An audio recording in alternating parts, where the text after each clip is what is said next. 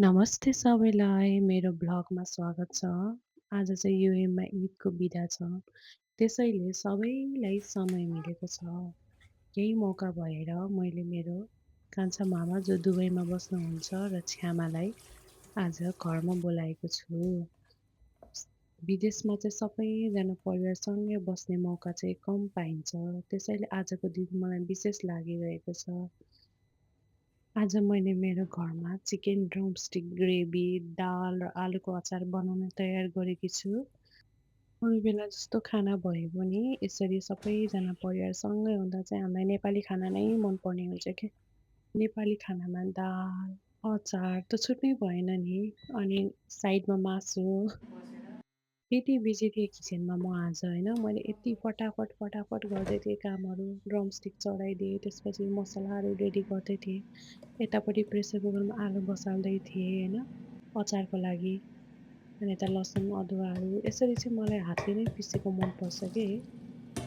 यता साइडमा चाहिँ मरमसलाहरू पनि मैले रेडी गरिसकेको थियो अनि यता हाम्रो सबै ड्रमस्टिकहरू पाकिसकेको थियो। अनि यतापट्टि म आलु बसाल्दै थिएँ अचारको लागि अनि काँक्रो पनि गर्दै थिएँ।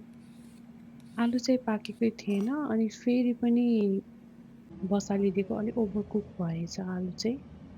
अनि फटाफट म चाहिँ लागेँ चिकनको ग्रेभी बनाउनेतिर। चिकनको ग्रेभीलाई प्याज-स्याज मैले चप्परमा राखेर अनि मैले यतापट्टि डेक्चीमा तेल बसालिसकेको थिएँ। गरम सुक्मेल पनि पड्काइसकेको थियो साथसाथै अनि मैले फटाफट प्याज हालेँ। प्याजलाई मजाले पकाएँ रातो हुनेसम्म। लसुन अदुवा पनि हालिसकेको थिएँ प्याजसँगै। यति धेरै थियो ड्रमस्टिक होइन अनि मरमसलाहरू सबै एकैचोटि हालिदिएर मजाले त्यसलाई पकाएँ। मसला चाहिँ मजाले पाक्नुपर्छ कि मासुहरू बनाउँदाखेरि अनि यत्तिको पाकिसकेपछि चाहिँ मैले गोलभेडा हालिदिएँ। गोलभेडालाई मजाले पकाएँ। त्यसको बादमा ग्रेभीको लागि थोरै पानी हालेँ अनि मैले मम्मीलाई बोलाएर मम्मी तपाईँले ड्रमस्टिक हालिदिनु म चाहिँ भिडियो खिच्छु है भनेको मम्मीले हुन्छ हुन्छ भनेर ड्रमस्टिक हालिदिनु आउनुभयो। अनि म चाहिँ फटाफट अचारहरू पनि रेडी गर्दै थिएँ, दाल पनि बनाउँदै थिएँ, दाल पनि पाकेर खनाउनलाई रेडी भइसकेको थियो। अनि अचारको लागि एकदम राम्रो भिडियो लिन्छु भनेर तेल झारेकोवाला भिडियो सुट गर्छु भनेको त खोर्सानी हालेर पुरै पड्केर हातभरि गएर त्यो भिडियो लिन सकिनँ मैले। अनि यता अचार पनि बनाइराखेको थियो, दाल पनि पाकिसकेको थियो होइन।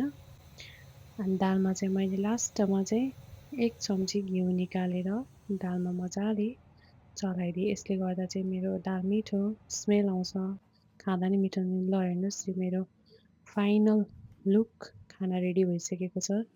यसरी मैले सर्भ गरेँ। फेरि पनि भेटौँला म अर्को कुकिङ भ्लगमा।